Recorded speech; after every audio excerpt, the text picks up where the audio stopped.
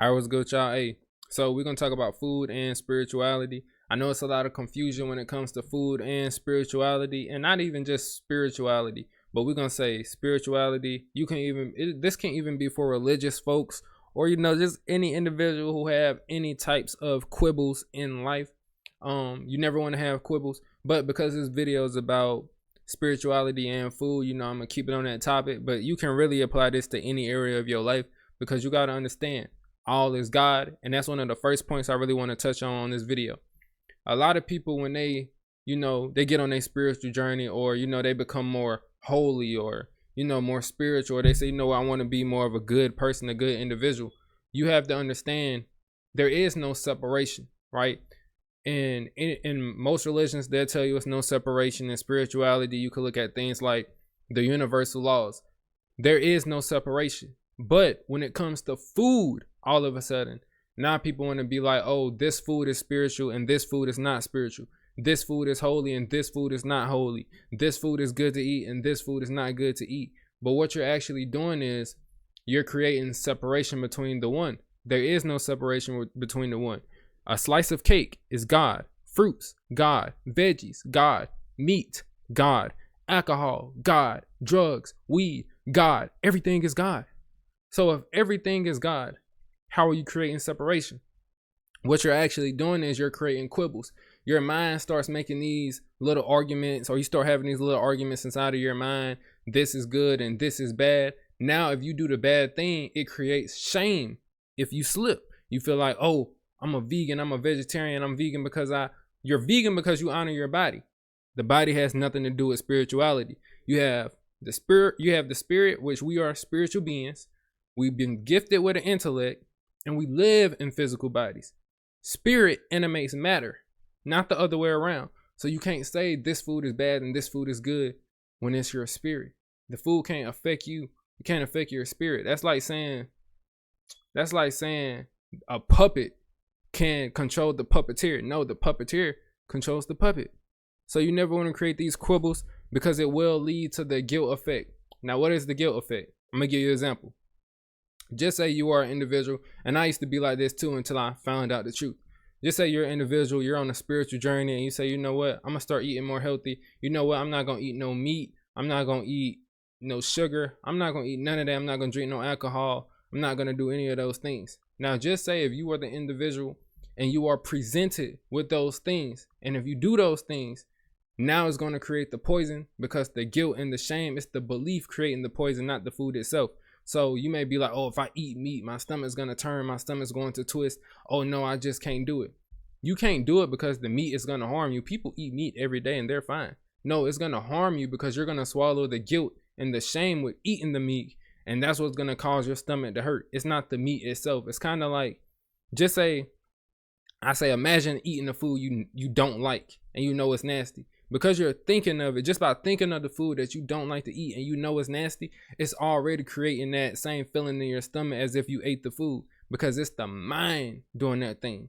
Mind is movement. Body is manifestation of that movement. The body is a shadow of the mind. So anything that controls the body can't control the mind. It may control the body, but it can't control the mind.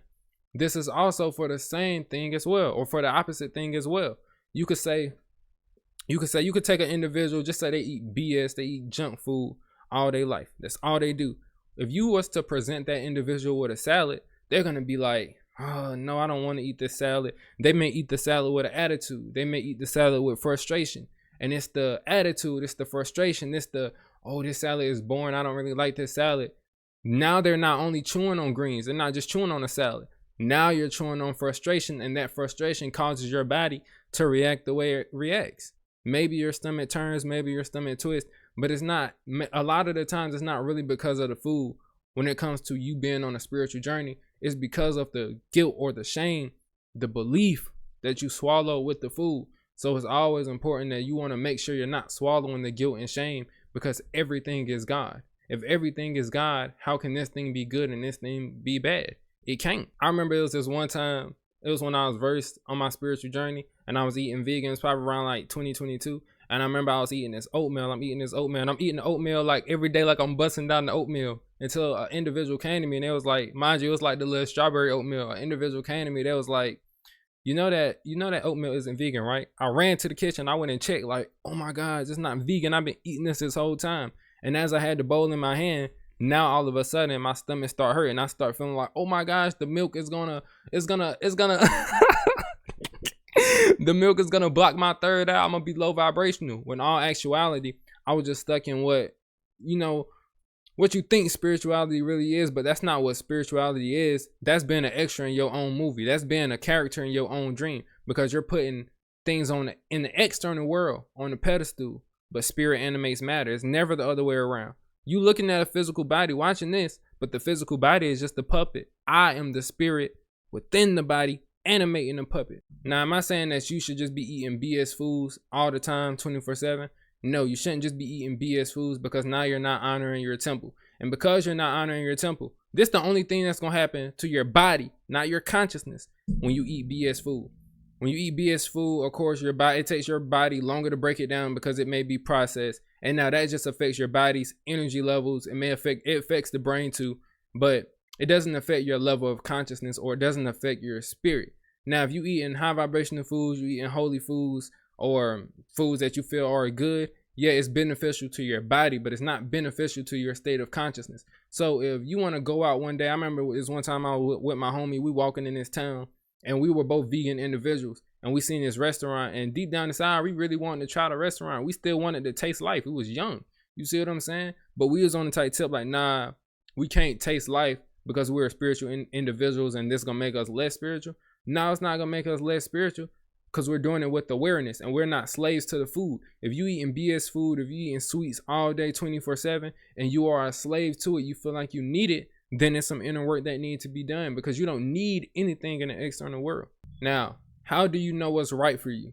You know what's right for you by listening to your body. You don't need external rules. You don't need any rules to know what's right and what's wrong, because you are God. You are source. You are an individualized expression of source. Source is projecting this whole reality. So if sources project, okay, think about it like this, right? If you close your eyes and you imagine a whole world, a whole galaxy, you imagine this whole planet, 8 billion people, it's all just your imagination. So is there any good or bad? It's just imagination.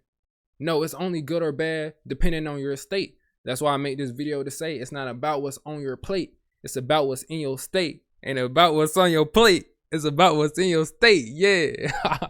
But for real, it's not about what's on your plate. It's about what's in your state. So you want to listen to your body when you eat foods. If you're watching this video and you want to benefit from this video, just say you are a spiritual individual and you was like, oh, I got to eat these certain type of foods so I can be spiritual. I want you to go eat a food that you was like, okay, cool, I'm not going to eat it, but eat it with an open mind. Don't eat it saying, or don't eat it feeling like this food is going to harm my body. Eat it and just pay attention to your body. If your stomach hurts, maybe the food just doesn't react to your body good.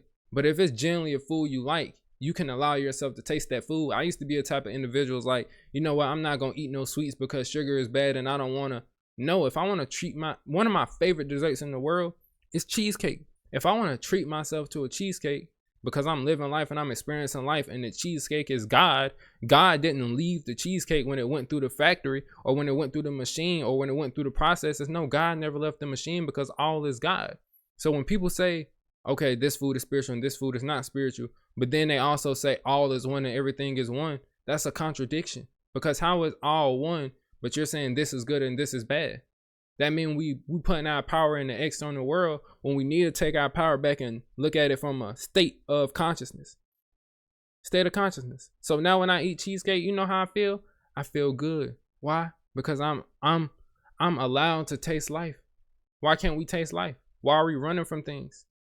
You know what I'm saying? Now, of course, you don't want to be consistent with it. I would never be consistent with something like that. You know what I'm saying? Because I honor my body. But you can honor your body at the same time while tasting life at the same time and then still being spiritual at the same time. I just don't want a lot of individuals to make that mistake, because I've made that mistake. I've had a lot of guilt and shame that I swallowed over the years for having these quibbles, having these little arguments. This is right, this is wrong, this is spiritual, this is not spiritual, this is holy, this is unholy. When in all actuality, how can something be holy and unholy when all is God? God didn't leave the thing that was bad. It was your state of consciousness that projected bad on that thing. Now, because we're on the topic of swallowing guilt and shame, I want to touch on some other areas in life where I feel like a lot of individuals swallow guilt and shame due to, could be spiritual beliefs, could be religious beliefs. It could be, no matter what it is, you need to make sure you're not swallowing guilt and shame, because you just have a little unpleasant experience. So when I talk about the big three, what I'm talking about is sex, food, and drugs. We could even talk about money. I'm just not gonna really speak on money right now, but that's a later conversation because I don't want this video to be too complex. But you say food, you say drugs, you say sex, right? We already spoke on food, so I'm not gonna break down food again. But even think about something like drugs, right? One may say, oh, drugs and alcohol, no, that's bad, that's a sin, that's, oh, you're not spiritual if you do that. No, you're spiritual. Spirituality is inner realization. That has nothing to do with your spirituality. Now, is it a reflection of your state of consciousness? Yes. If you're doing these things from a place of emptiness, it's low vibrational, and it's nothing even wrong with being low vibrational and high vibrational, but you know the truth. You know when you're in a low vibrational state, it doesn't feel good. And you don't even need to know it don't feel good, because if you just say you suppress low vibrational emotions, guilt, anger, anxiety, fear, that gets suppressed into the body. Depression comes from suppression. And then your body's going to be at dis-ease because the body is not it's not at ease. Your mind is not at ease. Body or mind is movement. Body is manifestation of that movement. So when you start doing things out of wholeness versus emptiness, that's when you're going to create a shift, right? So we're going to talk about drugs. Drugs are bad if you're low vibrational while doing drugs. If you're low vibration, you feel like you need drugs to cope with life, you're putting your power outside of you and not putting your power inside the kingdom of your consciousness. Now you are a slave to the drug. You are a slave on your own plantation. Of course, yeah, then don't do drugs. You shouldn't be doing drugs from a place of needing to do drugs. Now, if you're on the opposite side and you're saying, okay, you know what? I'm in control of the drugs are not in control of me. I'm aware. That's awareness. Understanding who's in control. You need to have awareness, and you be like, okay, I'm gonna do it in moderation because I'm not a slave. And just say I only do it to celebrate. Then the drugs can actually help you relax, open up your soul a little bit and just help you feel good because you're doing it from wholeness and not emptiness. Sex for the same reason. And this go for the world when you really think about it, but the world is where it's at with a lot of individuals, because a lot of individuals do a lot of things from emptiness. All the low vibrational people, they do things out of emptiness. These are the individuals living on hurt timelines. And then you got the other individuals, the high vibrational individuals, they do things from wholeness. They're not trying to get anything. They're just allowing everything to flow. So when it comes to sex, if you're doing it from a place of emptiness, now you start to become a manipulator. Now you start doing things because you want to feel that love. You want to feel that intimacy, but you don't have to do it that way. So many people I also know, they get on a spiritual journey for like, oh, sex is bad. No, sex isn't bad. Doing it from a place of wholeness because y'all are on the same vibration. So now, before it would be like, okay, this person's high vibrational, this person's low vibrational. So now when they have sex, this person gets drained and this person gets uplifted. I done seen it. I done experienced it. Now, when you take at it from another angle, both y'all on the same frequency. Because y'all plugging in, because it is a sexual energy exchange, now y'all both are raising y'all vibration. It becomes a ritual of amplification. It becomes sacred union. Sex is not a bad thing. A lot of individuals get on a spiritual journey. They start working on themselves and feel like, oh no, sex is a bad thing. Sex is a bad thing when you're doing it from a place of emptiness. From a place of wholeness, it's a beautiful thing. Come on, that's creation. You wouldn't even be here without a loved one too. Also, people say things about artificial food. I had an individual on my TikTok say, yeah, but artificial food lowers your vibration. It lowers your consciousness. No, it doesn't lower your consciousness. No, it doesn't lower your vibration unless you allow it. If you eat it with guilt and shame, it lowers your vibration. I know so many high vibrational people who are not vegan. They eat meat. They eat regular things. They don't eat fruits and veggies and, an alkaline lifestyle or vegan or plant-based. But those individuals high vibrational because they eat the food in a beautiful state. They at peace when they eat the food. You can eat any food you want. Just be at peace. It's not about what's on your plate, but it's about what's in your state. Also, you may be watching this video because I know a lot of people in the past, they thought this, but they think that certain foods, listen to what I'm saying. A lot of individuals think that certain foods can affect the chakras. Certain foods can affect the chakras because the chakras are psychological, spiritual metaphors. So if a chakra is psychological, how can food block it? That's like you being mad and saying, yo, this donut is gonna cure my anger. No, you're gonna cure your anger. Food can't block the chakras. So for example, you could say, okay, somebody may say, oh, I got this throat chakra, I need some herbal tea. No, you have a throat chakra due to a psychological problem. Your throat chakra is closed because you're not speaking your truth. You're not going to take no herbs. You're not going to eat some food. Nothing in the external world is going to help you clear your throat chakra until you say, you know what? Let me change my self-image of myself and let me assume the state of consciousness that don't even have the block in the chakra. That's how you overcome chakras. You don't overcome chakras by food, eating certain foods. This food is not going to clear your chakras. That food is not going to cure your root chakra. No, that's the same things what the doctors are doing. If you was to follow an individual who said that, that's the same thing what the doctor is doing. They're telling you something. They're treating the effect, but they're not treating the cause. The cause is psychological. It's your mind. Why? Because mind is movement. Body is manifestation of that movement. It's law. But to end this video off and in conclusion, when you say this food lowers my vibration or I can't eat this certain food because it's not spiritual or it's not holy or it's bad, all you're doing is saying I'm placing power outside of myself. I'm not understanding that this whole 3D world is just a projection of my consciousness, and this is a projection of source, and I am an individualized expression of source. So if everything else, if all matter inside of the universe is being animated by source, and I am source to put power in matter and to not put power into my own self and understanding that it's my state of consciousness while I do these certain things, that's placing power outside of yourself. That's being a slave on your own plantation. That's being a character in your own dream. That's being an extra in your own movie. You always want to take your power back. You see what I'm saying? Universal law governs all events. Ignorance of the law is no excuse. You will get a result of your vibration. Order in the court. Man, it's law. Also, I forgot to add this in the video as well, but you can even say for music as well. A lot of individuals, they start listening to music, or they feel like, I ain't gonna say start listening to music, but you know, it'll just be certain music types out there, and that individual will be like, nah, I can't listen to this type of music because it lowers your vibration. No, it's not the a lot of people think that too. They think the frequencies in the music. No, it's not the frequency. You are already able to change your frequency. You know, that's what separates you between the animal kingdom or your pets, right? You have higher mental faculties, reason, imagination, perception, will, memory. Oh, it's another one. I can't even think of the other one right now. Intuition. That's the last one.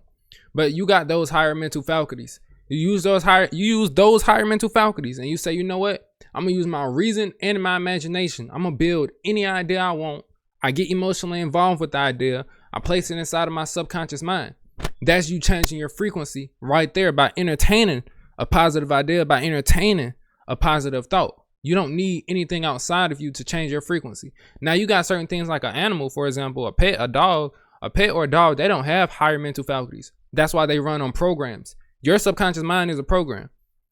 Pets, animals, cats, dogs, they don't have those higher mental faculties to change their vibration. You know what I'm saying? So they just come in the world with an automatic program. Birds just know how to build nests because it's part of their program. You can even look at an acorn, for example. You put an acorn in the ground, an acorn can only grow into an oak tree because it's law. That's what's built into its blueprint. But your blueprint is different. You could sit there and say, you know what? I can plant a seed of me being this individual with this identity. And if you water that seed every day, because a spiritual seed is the same as a physical seed. You water that seed every day, you know it's going to start to bloom. It's going to start to sprout. But you have the ability to change that. Why? Because you have these higher mental faculties and you are God's highest form of creation. You are source. Don't ever forget that. Spirit animates matter. Matter does not animate spirit. Stop putting power outside of yourself. I'm gone.